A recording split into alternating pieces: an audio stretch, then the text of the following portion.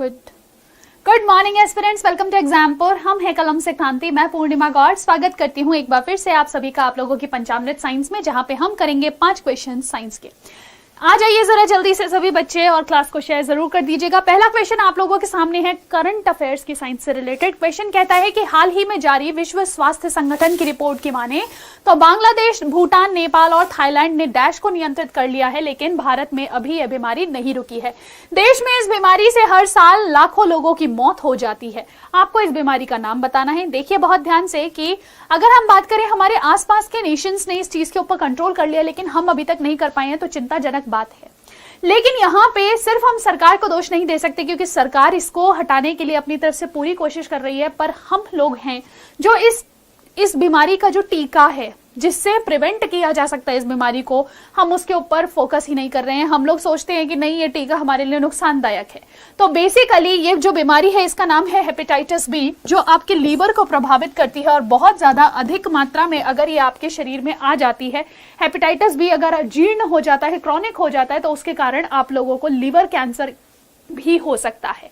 तो यह बहुत ही ज्यादा घातक हो जाती है, कुछ लोगों की मृत्यु तक हो सकती है इसके कारण।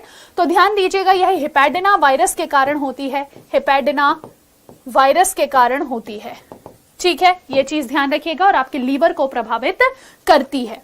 नेक्स्ट बात आ जाती है, अगला क्वेश्चन आपसे कहता है which part of the brain is instrumental in making it possible for a person to perform activities such as picking up a pencil from the floor. यानी कि अगर जमीन पे से पड़ी हुई कोई पेंसिल उठानी है अगर मुझे, तो उसके लिए मेरे ब्रेन का कौन सा भाग इस चीज को कंट्रोल करेगा। ये 5 क्वेश्चंस आप लोगों के लिए रिविजन के लिए अच्छे होते हैं या नहीं, नीचे कॉमेंट सेक्शन में आप लोग मुझे बता सकते हैं। देखिए जब भी हमें कोई भी बैलेंसिंग का काम करना होता है, तो यहाँ पे ध्यान दीजिए, आपको बैलेंस जैसा शब्द दिख रहा होगा या बैले जैसा शब्द दिख रहा होगा। जहां पे भी वो दिखे समझ जाइए कि यही बैलेंसिंग हो रही है। हाइपोथैलेमस आपके भूख प्यास, आपके इमोशंस, आपका बॉडी का टेम्परेचर कंट्रोल करता है।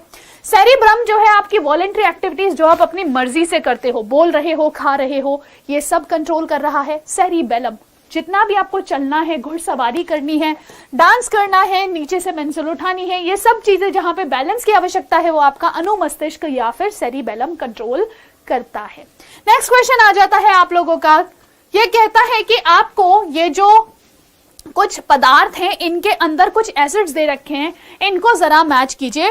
टमाटर में ऑक्सैलिक एसिड, सिरके में एसिटिक एसिड, संतरे में सिट्रिक एसिड और नींबू में लैक्टिक एसिड। तो अगर हम इसको बैलेंस करने लगे या फिर मिलाने लगे, यस मैम टमाटर में ऑक्सैलिक एसिड मिलता है, मैलिक एसिड मिलता है, सिरके के अंदर एसिटिक एसिड मिलता है, जी बिल्कुल, CH3COH पाया जाता है, एसिडिक एसिड मिलता है सिरके के अंदर। ऑरेंज के अंदर सिट्रिक एसिड मिलेगा, लेकिन नींबू के अंदर भी मैम सिट्रिक एसिड मिलेगा या फिर एस्कॉर्बिक एसिड मिलेगा। कभी भी क्या नहीं मिलेगा, लैक्टिक एसिड उसके अंदर नहीं मिलेगा। लैक्टिक एसिड कहाँ मिलेगा आपको? दूध में, दही में, ऐसे आपके मिल्क प्रोडक्ट्स में आपको लैक्टिक अम्ल मिलता है। तो इनमें से कौन गलत मैच है? आंसर क्या कर दोगे? लेमन और लैक्टिक एसिड का मैच गलत है। नेक्स्ट क्वेश्चन आप लोगों से कहता है grafting and dash are horticultural techniques which are used for 2 or more used to connect more plant parts so that they form a single plant to be able to develop। भैया देखो सीधी बात कह रहा है कि आज के टाइम पे हम ग्राफ्टिंग, जिसके अंदर हम कलम बांध देते हैं, जैसे आपने देखा होगा आम की बहुत सारी वैरायटीज का इस्तेमाल किया जाता है ना। एक तो कलम बांधते हैं और दूसरा इनमें से कौन सा तरीका है जो हम आधुनिक तौर पे इस्तेमाल करते हैं एक ही पेड़ में 2 अलग वैरायटीज को उत्पन्न करने के लिए? मुकुलन यानी कि बडिंग, संलयन यानी कि फ्यूजन, लेयरिंग या फिर कटिंग। तो ध्यान दीजिएगा कि ग्राफ्टिंग के साथ साथ बडिंग की जो प्रक्रिया है, वो बडिंग की प्रक्रिया से हम लोग क्या कर सकते हैं, हम लोग एक ही पेड़ के ऊपर विभिन्न प्रकार की जो प्रजातियां हैं उनको उगा सकते हैं। ठीक है, तो यहाँ पे बडिंग या मुकुलन का उपयोग किया जाता है। लास्ट क्वेश्चन कहता है आप लोगों का what is the correct sequence of resistivity. भैया आप लोगों को क्या बताना है? प्रतिरोधकता का सही क्रम बताना है। सिल्वर, नाइक्रोम और ग्लास में सामान्य तापमान पे। अब देखो रेजिस्टिविटी का मतलब है कि कौन इलेक्ट्रॉन्स को फ्लो करने से कितना रोक रहा है। ठीक है, अगर मैं देखूं इनमें से ग्लास जो होता है, कांच जो होता है, वह क्या है? कुचालक है। ये कभी अपने अंदर से इलेक्ट्रॉन्स को फ्लो नहीं होने देता। तो इसका मतलब क्या है? ये सबको रोके बैठा है। तो इसका मतलब क्या होगा? इसकी रेजिस्टिविटी मैक्सिमम होगी। नाइक्रोम एक मिश्र धातु होती है। ठीक है, और निकल और क्रोमियम की बनी हुई ये जो होगी, इसके अंदर क्या होगा, इसके अंदर मीडियम रेजिस्टिविटी होगी, यानी कि कुछ हद तक ये चालकता प्रोवाइड करता है, लेकिन बहुत ज्यादा चालक नहीं होगा। किसके कंपैरिजन में, सिल्वर के कंपैरिजन में। सिल्वर क्या होता है, चांदी क्या होता है, बेस्ट कंडक्टर होता है, सुचालक होता है।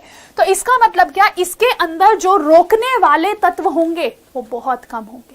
तो रेजिस्टिविटी सबसे कम किसकी कहोगे मैम, सिल्वर की। सबसे ज्यादा किसकी, ग्लास की। तो बीच में कौन रहा, बीच में रह गया मैम नाइक्रोम। तो आंसर क्या हो जाएगा मैम, सबसे पहले सिल्वर इन दो ऑप्शंस में दिख रहा है, तो ये गलत और ये गलत। नेक्स्ट है नाइक्रोम, ग्लास।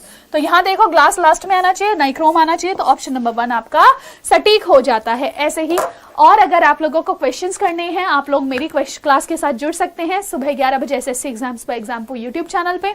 और साथ साथ अगर क्लास अच्छी लग रही हो, क्वेश्चंस रिवीजन में आपको आसानी हो रही है, नीचे कमेंट सेक्शन में जरूर बताइएगा। अगर कोई डाउट हो वो भी आप नीचे कमेंट सेक्शन में पूछ सकते हैं। This is Purnima Gaur signing off. मिलेंगे